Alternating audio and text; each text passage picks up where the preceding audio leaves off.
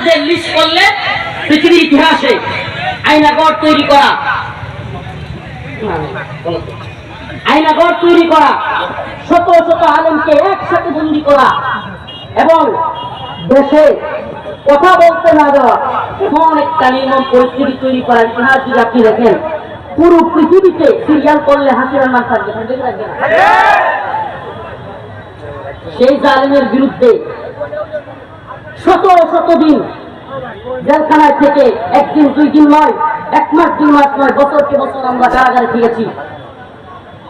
তাদের বিরুদ্ধে কারাগার থেকে বেরিয়ে দিনকে দিন রিমান্ডের নির্যাতনের শিকার হয়েছি। আপনাদের এই কিশোরগঞ্জের বিখ্যাত সন্তান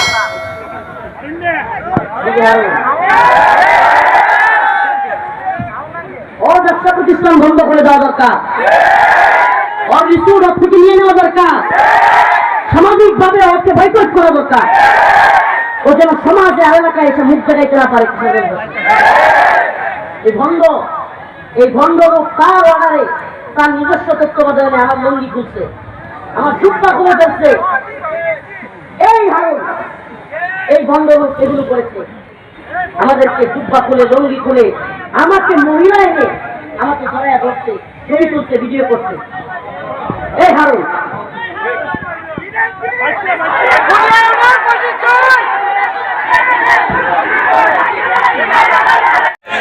এটা আপনাকে বুঝতে হবে, এটা দাওয়া এবং জিহাদ ছাড়া সম্ভব না। এর পথে আসলে স্বাভাবিকভাবে এখন মোল্লা তালেবানদের সামনে দাঁড়ানোর সাহস আছে? নেশাকুর রাজাকুর কোনটা ওনাদের সামনে দাঁড়াবে? ওনারা তো মুখের ভাষায় কথা বলবে না, তরবারির ভাষায় কথা বলবে। ওই অবস্থা যেদিন আসবে সেদিনই বিজয় আসবে। অযথাই এই স্বপ্ন দেখা বাদ দেন। আমরা তোমাকে ভালোবাসি কিন্তু ব্যর্থ হবেন, আপনারা তোমাকে ভালোবাসি কিন্তু পিছনে চলে যাবেন। এই উম্মতের জাগরণ তৈরি হয়েছে, এই উম্মত বুঝতেছে এই তন্ত্র মন্ত্র দিয়ে বিএনপি আওয়ামী লীগ বা অমুক দল তমুক দল দিয়ে হবে না। এই উম্মত বুঝতেছে শান্তি মুক্তি ইনসাফ কায়েম করতে হলে ইসলামী হুকুমতের বিকল্প কিছু নেই। এজন্য কি করতে হবে? এজন্য আগে শত্রু মিত্র চিনতে হবে। আমরা শত্রু মিত্র চিনি না। আমি যে আয়াতে কারিমা তিলাওয়াত করেছি খুব সংক্ষিপ্ত সময়, এলাকায় একটু ঝামেলা হয়েছে, এজন্য যেতে হবে। ওই যে বললাম না, রাত্রেবেলায় তারা গান বাজনা নাচা গানা করতেছে, আমি এলাকার কয়েকজনকে পাঠাইলাম যে ভাই মারামারি কেন কি দিয়ে বুঝান যে তোরা কিছু তোরা গান বাজনা করিস না, এত রাত হয়েছে তোরা গান বাজনা করিস না, নাচা গানা করিস না, মেয়ে নিয়ে এই সমস্ত গাঁজা খাওয়া এসে বন্ধ কর। যারা গেছে তাদেরকে তারা ধমকায়া হুমকি দুমকি দিয়া মারতে চায়। আশ্চর্যের কথা বলেন তো। এজন্য আমি আগামীকাল বাদ জুমা এদের উদ্দেশ্যে আমার পূর্বজলা দুবরা থানা, দুর্গাপুর থানা, কয়েক থানায় এলান করে দিছি, প্রত্যেক মসজিদ থেকে জুমার নামাজের পরে আমার মাদ্রাসায় আসবেন। আমি এদের দৌড়ত্ব দেখেছি, সাহস কত বড় এটা আমার দেখা আছে। পুরো পৃথিবীর ইতিহাসে নির্মম অত্যাচারী স্বৈরা শাসকদের মধ্যে আপনি যদি সিরিয়াল করেন, সিরিয়াল পুরো পৃথিবীর ইতিহাসে আপনি যদি সিরিয়াল করেন, তাদের কাজগুলো দেখে, তাদের ভয়াবহতা দেখে লিস্ট করতে চান, সেই লিস্টে এই বিগত স্বৈরাচার হাসিনা সরকারের নাম থাকবে। আপনি লিখে রাখেন, ভয়াবহ হাসিনারই আমরা টাইম দিই নাই, পাত্তা দেই নাই। আর তারা খাওয়ার টাইম আছে, টাইম আছে। হাসিনা সরকার থাকতেই অনেকে অনেক উৎসাহী হয়েছে, মাশাআল্লাহ অনেক খুশি হয়েছে, মনে হইতেছে দিনের বিজয় হয়ে গেছে, হাসিনা কত হয়ে গেছে, মানে তাদের মধ্যে অনেকটা অবস্থা ভয় আতঙ্ক তাদের থেকে কাটা গেছে। আমার মধ্যে তেমন কিছু হয় নাই।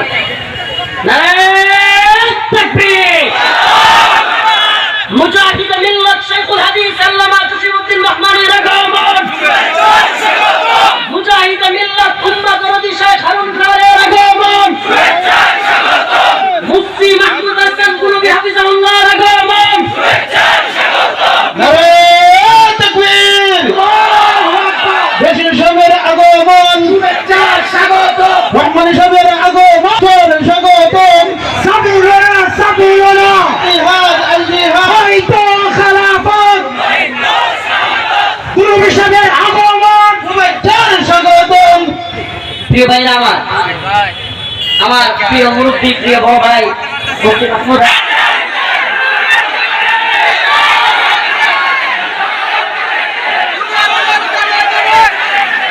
শুনেন, এই যে দেখেন সুবহানাল্লাহ, বেরিটন গুলো পড়াইছিল, হ্যান্ডকাপ তো আমাদেরকেও পড়াইছিল, হেলমেট তো আমাদেরকেও লাগাইছিল, কিন্তু মানুষ কি করতে চাইতো জানেন?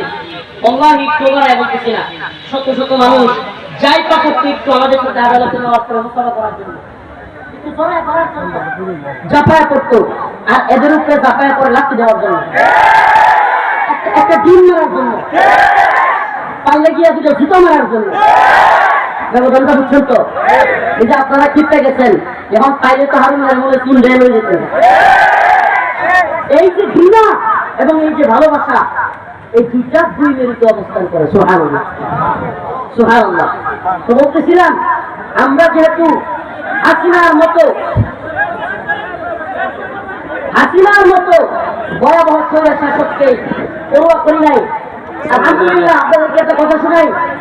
আলহামদুলিল্লাহ, আল্লাহ পাকের শুকরিয়া, হাসিনা গেছে কিংবা ছিল, কখনো যেইভাবে কথা বলছি আমি এবং আমরা এখনো এইভাবেই কথা বলি। আমার কথাই বলি আলহামদুলিল্লাহ, আল্লাহ পাকের শুকরিয়া। যাওয়াতে যে আমি মনে হয় দুই কথা বেশি বলতে পারবো, এটা আমার কাছে মনে হয় না, কারণ আমি একটা কথা বাকি নাই যেটা আগে বলি নাই। আসলে থাকতেই কি না থাকতেই কি, আমি একটা কথাও এমন নাই যেটা আমি বলি নাই এখন বলবো না। এসব বলছি, আমার যা বলার তাই বলছি, যা করার তাই করছি। আলহামদুলিল্লাহ। প্রিয় হাজিরিন, এই জন্য আমি যেই কথাটা বলার জন্য এই কথা বলেছিলাম যে আমাদেরকে শত্রু মিত্র চিনতে হবে। এই হাসিনা কিংবা হারুন কিংবা এই মাজার পূজারীরা আমাদের জন্য চ্যালেঞ্জ নয়, আমাদের প্রধান শত্রু নয়। এই উপমহাদেশের এটা মাথায় ঢুকাইতে হবে। প্রিয় যুবক ভাইরা, আপনারা এখন রাজনীতি সচেতন, মাশাআল্লাহ, আলহামদুলিল্লাহ। স্কুল কলেজ ভার্সিটির ছেলেরাও রাজনীতি সচেতন। আপনারা এই কথাটা, হে ভাই কথা কোন করে মিয়া সুপ্ত হন না, কেমন রোদ্রে কোথায় বসতে বলবো, এইভাবে থাক না, শুধু এই কোনাটা সেনার মধ্যে যারা একটু বসে যাক না, এরা বসে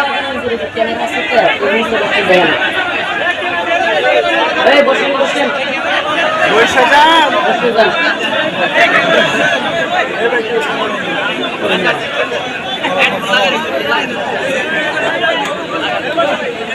আপনারা। আমি তো অল্প সময় কথা বলবো বলছি, আপনারা হরিমন্দির সঙ্গে কথা বলতে হবে, অনেক গরম না, অল্প শেষ করে দিতে হবে। আপনারা কি কল্পনা করতে পারেন একসাথে কতগুলো মুজাহিদরা পাইছেন? সুবহানাল্লাহ। এক একটা মর্তে মুজাহিদ, এগুলো আপুসিন মৌলানা না, এই পকেট আর পেটের দান্ডা করার মৌলবী এমন না। এরা জীবন দিতে সর্বদা প্রস্তুত, এমন অনেক জবাবটা করে নিয়ে আসছে। আলহামদুলিল্লাহ, উম্মার ফিকিরে এদের অনেক কাজ ভুল হয় না এই সমস্ত আলেমদের। আলহামদুলিল্লাহ। সামনে বলতে নাই তবু বলি, আমরা আপনাদের সামনে আছি, পিছনে আছি, আমরা আপনাদের সামনে পিছনে কমান্ডো বাহিনীর মতো আমরা আপনাদেরকে জোর রাখবো ইনশাআল্লাহ। এই মুরব্বীদেরকে বলবো, আপনারা এগিয়ে যান। কমান্ডো বাহিনী যেমন অপারেশনে সবার সামনে থাকে, আমরা আপনাদের সামনে আছি। এরা কাবির ও আসলাফদের উজ্জ্বল নমুনা। ভাই বসে আছেন, আমার প্রিয় ভাই মুরব্বী মাহমুদ হাসান গুরুজি, আমি যত দেখি তত অবাক হই।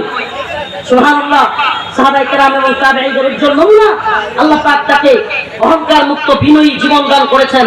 আল্লাহ পাক তাকে দ্বীনের জন্য আরো কবুল করুন, আমিন। এবং এমন ভাবে এগিয়ে যাওয়ার তৌফিক দান করুন যেন এই উম্মাহকে নিয়ে আমরা আগামী দিনে ইসলামী বিপ্লবের স্বপ্ন দেখতে পারি।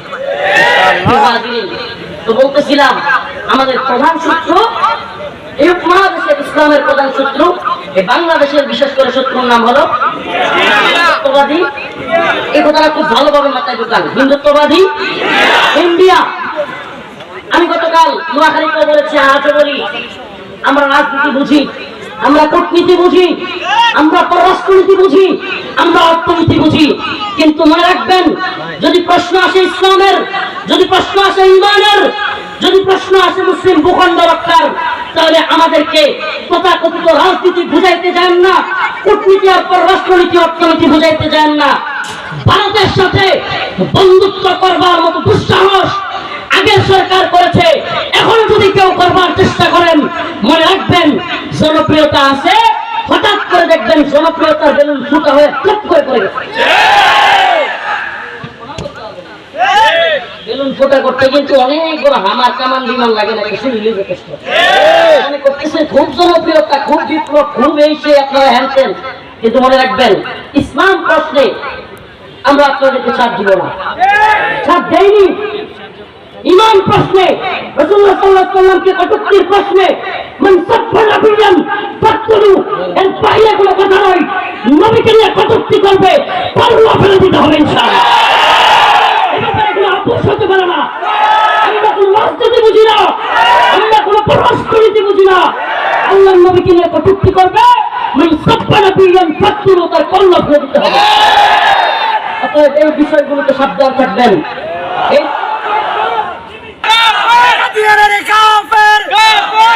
কয়েকটা বিষয়ে কেউ কথা বললে সে আমার বাবা হোক আমি তার বিরোধিতা করবো, সে আমার ভাই হোক আমি তার বিরোধিতা করবো, সে রাষ্ট্রপ্রধান হোক আমি তার বিরুদ্ধে সর্বোচ্চ হুঙ্কার দিয়ে দাঁড়িয়ে যাব। ভারতের সাথে প্রীত করতে চাইবেন এবং আমাদের সবচেয়ে বড় শত্রু অখণ্ড ভারতের স্বপ্ন দেখা এই হিন্দুত্ববাদী তাগুতি শক্তি রাম রাজত্ব কায়েম করতে চায়। ওদের সাথে বন্ধুত্ব করে ক্ষমতায় আসতে চাইবেন, ওদের সাথে বন্ধুত্বের কথা বলবেন। এরা আমাদেরকে এমন কোন কষ্ট নাই যেতে দেয় না। অতএব এ ব্যাপারে আমরা আপোষহীন, এ ব্যাপারে আমরা আপোষহীন। আমরা আপোষহীন ইমানের প্রশ্নে, আমরা আপোষহীন ইসলামের প্রশ্নে, আমরা আপোষহীন রাসূলের প্রশ্নে। অতএব লাতাজিদান্না আশাদ্দান নাস আদাওয়াতান লিল্লাযীনা আমানু ইয়াহুদ ওয়াল্লাযীনা আশরাকু। আল্লাহ পাক বলেছেন তোমরা মানুষদের মধ্যে আশাদ্দান নাস কঠিন হিসেবে, শত্রু হিসেবে মুমিনদের পাবে। আদাওয়াতান লিল্লাযীনা আমানু ইয়াহুদ ওয়াল্লাযীনা আশরাকু, এদের মধ্যে এক দল হলো ইহুদি, নাম কি? আরেকটা হলো মুশরিক, এই হিন্দুত্ববাদী মুশরিকরা। ইহুদিরা গোটা পৃথিবীতে আপনি আল্লাহ পাক বলেছেন সেই কোরআনে কত শত শত বছর আগে, এখন মিলাদ পুরো পৃথিবীতে মুসলিম উম্মাহর উপর সবচেয়ে বেশি নির্যাতন করা একটা দেশের নাম হলো ইসরায়েল। এরা কি ইহুদি? এরা কি ইহুদি? আরেকটা দেশের নাম হলো ফিলিস্তিন, ভারত। কাশ্মীরে আমাদের উপর নির্যাতন করতেছে মুশরিকরা, ফিলিস্তিনে আমাদের উপর নির্যাতন করতেছে ইহুদিরা। আল্লাহ পাকের কথা নিচ্ছেন সবচেয়ে বেশি কঠিন শত্রু এরা। এমনকি মাঝে মাঝে ফিলিস্তিনে আমাদের ভাইয়ের আমার কাজ এই ভারত, এই বন্ধ হিন্দুত্ববাদী তাগুতি শক্তি অস্ত্র পাঠায় ইসরায়েলের কাছে লঞ্চ ধরে ধরে, জাহাজ ধরে ধরে অস্ত্র পাঠায়, গোলা বারুদ পাঠায়। মাঝে মাঝে হিন্দুত্ববাদী নেতারা হুমকি দেয় যদি বেশি নড়াচড়া করো, হয়তো সেদিন রাজনাথ সিং প্রতিরক্ষা মন্ত্রী তার সেনাবাহিনীকে বলে তৈরি থাকার জন্য, বাংলাদেশ প্রশ্নে সেনাবাহিনীকে প্রস্তুত থাকতে বলে। আবার বলে আমাদের হামাসের ভাইদের তুলনা দেয়, ইউক্রেন রাশিয়ার তুলনা দেয়। মানে হামাস যেমন ফিলিস্তিনে আছে, ইউক্রেন যেমন রাশিয়া আক্রমণ করেছে, তারাও বুঝাইতে চায় বাংলাদেশে আমরাও আক্রমণ করতে পারি। আমিও বলি আহলান সাহলান। আমরা শুনো একটা কথা বলে রাখি, আমরা দুর্বল হতে পারি কিন্তু ঈমানী শক্তিতে বলিয়ান। তোরা দুনিয়ার স্বপ্ন দেখিস, দুনিয়ায় সুখে থাকবার স্বপ্ন দেখিস, আর আমরা শাহাদাতের নজরানা পেশ করে জান্নাতে যাওয়ার স্বপ্ন দেখি। তোরা বন্দুকের মেলায় মৃত্যু দেখিস, আমরা বন্দুকের মেলায় জান্নাত দেখি। আমরা মনে করি মায়ের খাওয়া সুন্নাত, দেওয়া সুন্নাত। আমরা স্বপ্ন দেখি হয়তো শরীয়ত নয়তো খেলাফত, হয়তো শরীয়ত নয়তো শাহাদাত। আমরা এই স্বপ্ন লালন করি। ইনসাফের সম্পাদক মাহফুজ ভাই, ওনার একটা কথা দুদিন আগে ভিডিওতে দেখলাম, খুব ভালো লাগছে আমার কথাটা। এদেশে কেউ যদি মাও সেতুংয়ের কথা বলতে পারে, লেনিনের কথা বলতে পারে, কাল মার্ক্সের কথা বলতে পারে, তাহলে আমি খেলাফতের কথা বলতে পারি। আমাকে বলেন কাল মার্ক্সের আদর্শ যদি কেউ গ্রহণ করে এবং সেই পক্ষে জনমত তৈরি করতে চায়, লেনিনের আদর্শ গ্রহণ করে যদি কেউ জনমত তৈরি করতে চায়, তাহলে আমরা কেন খেলাফতের কথা বলে, হুকুমত প্রতিষ্ঠা করার কথা বলে কথা বলতে পারবো না? কি সমস্যা? আশ্চর্য লাগে। ওই বাম সেকুলার গণতান্ত্রিক ব্যক্তিগুলোর আগে আমাদের তথাকথিত ইসলামিক গণতান্ত্রিক দলেরা আমাদের বিরোধিতা আগ্রহ করে। তারা মনে হয় যে গণতন্ত্রের লিডারশিপ নিচ্ছে, মানে এর বাইরে কথা বললেই এটা সেটা নাজি জঙ্গি এই সেই বইলা থামায় দিতে চায়, বা ফেসবুকে যুদ্ধ এই সেই, ফেসবুক পর্যন্ত যে তোরা কই কি করতেছিস। সামাজিক যোগাযোগ মাধ্যমের গুরুত্ব যদি নাই থাকতো, আমাকে বলেন হাসিনা সরকারকে সামাজিক যোগাযোগ মাধ্যম বারবার বন্ধ করে দিত? সামাজিক যোগাযোগ মাধ্যমের গুরুত্ব যদি নাই থাকতো, ইন্টারনেট কি যে কোনো বিশ্বের যে কোনো জায়গায় আনতে আনলে ইন্টারনেট বন্ধ হয়ে যেত?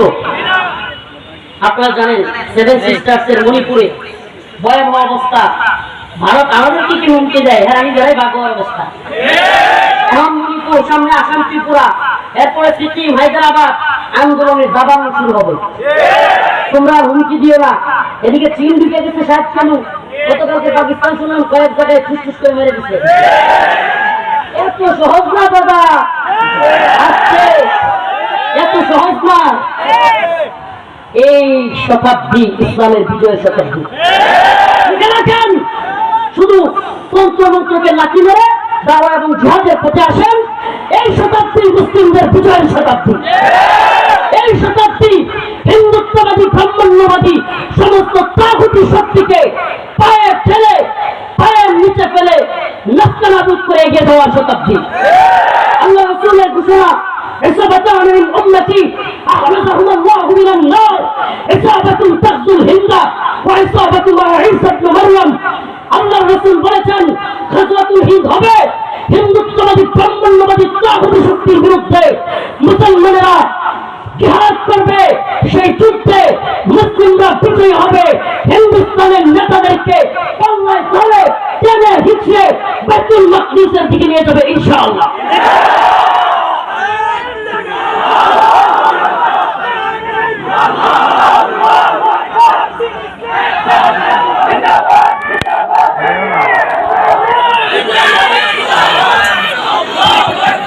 এই আল্লাহর বান্দা, এই বাবা 70 বছরের মানুষ ইমানি জজবায় যদি দাঁড়ায় যেতে পারে, আমি চাই এই আগুন সমস্ত যুবকের মনে দেবে। লাগবে ইসলামী হুকুমত, এই আবেগ সমস্ত যুবকের অন্তরে লাগুক। আমরা তন্ত্রমন্ত্রের দেশ দেখতে চাই না, আমরা তন্ত্রমন্ত্রের সংবিধান দিয়ে দেশ পরিচালনা দেখতে চাই না। এটা শুধুমাত্র বেইনসাফি, জুলুম, নির্যাতন ছাড়া এই সংবিধান বা এই সিস্টেম আর কিছু দিতে পারে না। তোরা যদি রাষ্ট্র ধর্ম ইসলাম এই কথা বলে সংবিধানের বিরোধিতা করতে পারিস, তাহলে সংবিধানে লেখা আছে সমস্ত ক্ষমতা মালিক জনগণ। এই সংবিধানের কথাই গ্রহণযোগ্য, আর সব বিরোধী মত এই সংবিধানের বিরুদ্ধে গেলে সেটা পরিত্যাজ্য। নাউজুবিল্লাহ, কোরআনের কথা হলেও এটা তো লেখা নাই, কিন্তু বাস্তবতা কি?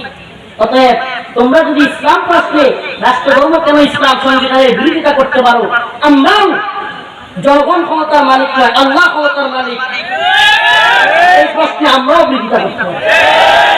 কথা একদম সুস্পষ্ট। আলোচনা শেষ, ভাই চলে এসেছে।